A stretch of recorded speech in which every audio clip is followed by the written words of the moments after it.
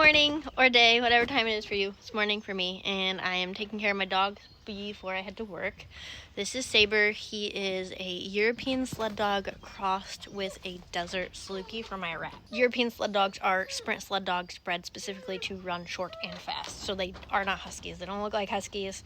A lot of people think when I say I run sled dogs that I have Huskies. That is not the case.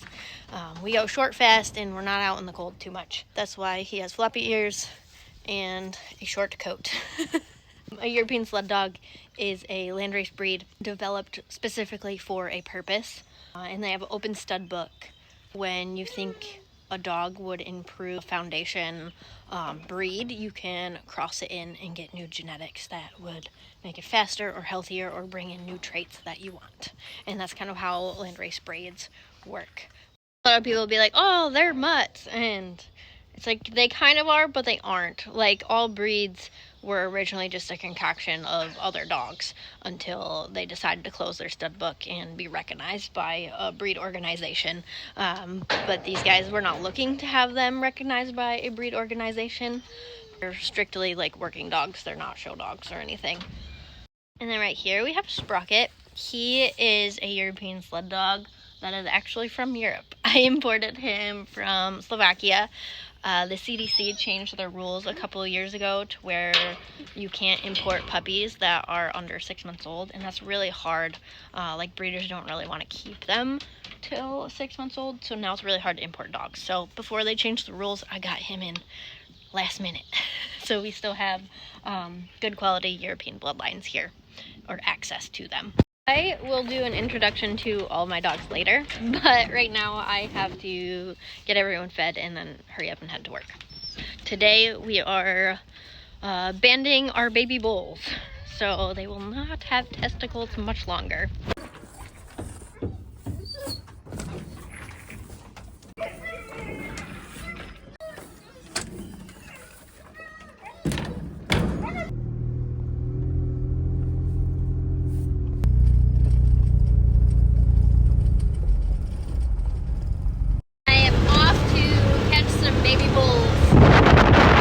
Moving very slowly. I do have a side-by-side, but they're requiring on-foot moving. It's trying to get away over here.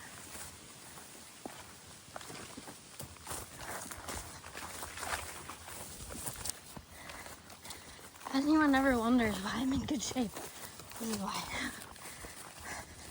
Go through the gate.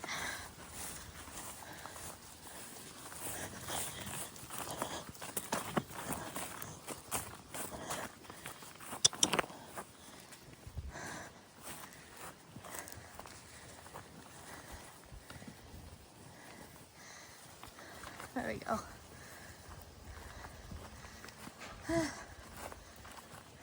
Oh, dum-dums.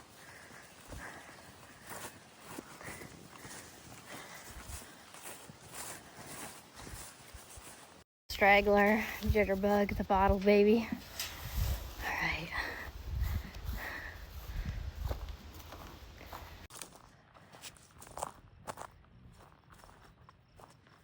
Okay, I got them in the corral. Do this.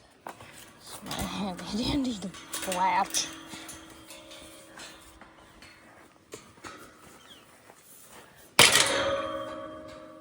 Now I gotta go back and get the side-by-side. I am going to explain what banding is. You take this little rubber band and you put it on here. If I can get it. Okay, so I have it on here, and you spread it out like this, and then you pull their testicles through here, and then you release the rubber band and it'll pop off and stay on the bull's balls, and it cuts off the circulation to their balls, and eventually the balls die and fall off. There are other ways of steering them, but in my opinion, this is the most humane way to do it. I have castrated a steer before, and I do not, I think it seems mean to me. I know you gotta do what you gotta do, and there's probably reasons that farms choose to do that over banding. I personally prefer banding because it seems more humane to me. This is my tagging and banding kit right here. Oh, that's a bad choice. Come on.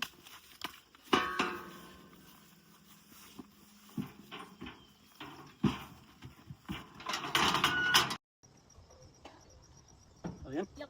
Now what? Okay, open it and then slide it down. Good? Yep.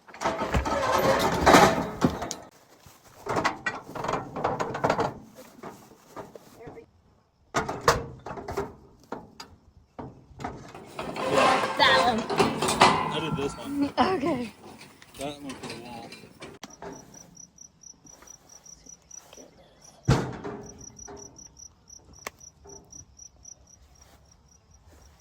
Alright. See if we can get your monster nuts in here.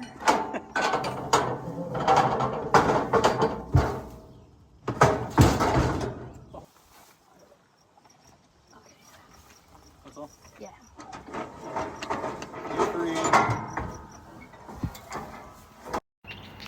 I'm all done with the, whoa, little baby. I'm all done with the bulls and I'm going around taking care of the rest of my animals at the farm. And the baby turkeys that I was incubating have hatched. They are bourbon reds and I think they're about a week old now. But after I get done taking care of all the regular animals, I have to get ready for a USDA inspection I have on Wednesday. That's just to make sure that we are compliant with we basically have the same license as a zoo, even though we're an agro-tourism farm and have mostly farm animals, except for the reindeer. But the reindeer are still like a domestic animal used for like farming type purposes originally. But they are regulated like a white-tailed deer or like a wild deer would be. So it's supposed to get up to 100 degrees today, and the reindeer are not very heat tolerant, so we've let them inside and given them these two big fans to help get them through this heat wave.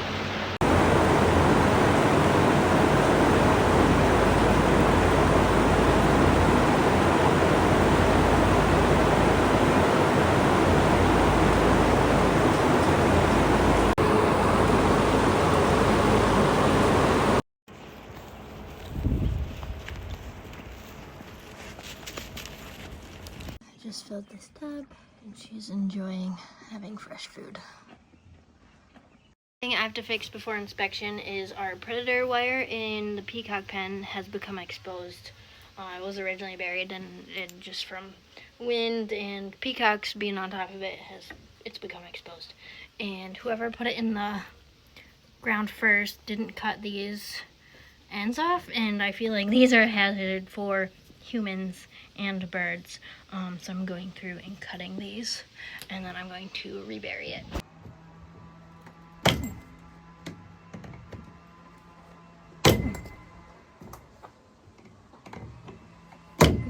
We are open to the public. The USDA requires us to have staff-only signs on all of our gates.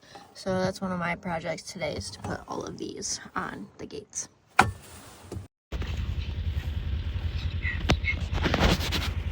Making some noises.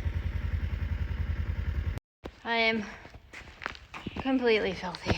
There's dirt all over me. It's like 85 degrees today, which is really hot in Michigan. I'm giving the cows some minerals. And then I gotta go head home, let my dogs out, and print off my paperwork that I need for the USDA stuff. This is what I look like at the end of the day. A dirty nose, dirt mustache.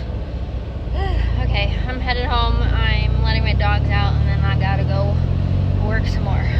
The dogs got out to stretch their legs right before dark, and then I headed into the office to do paperwork. That is not fun, so I did not film that. If you want to hear how the USDA inspection went, give me a follow, and we'll touch base on that next week. And if you have any questions, please comment. I would love to answer them. See you next week. Thanks for watching.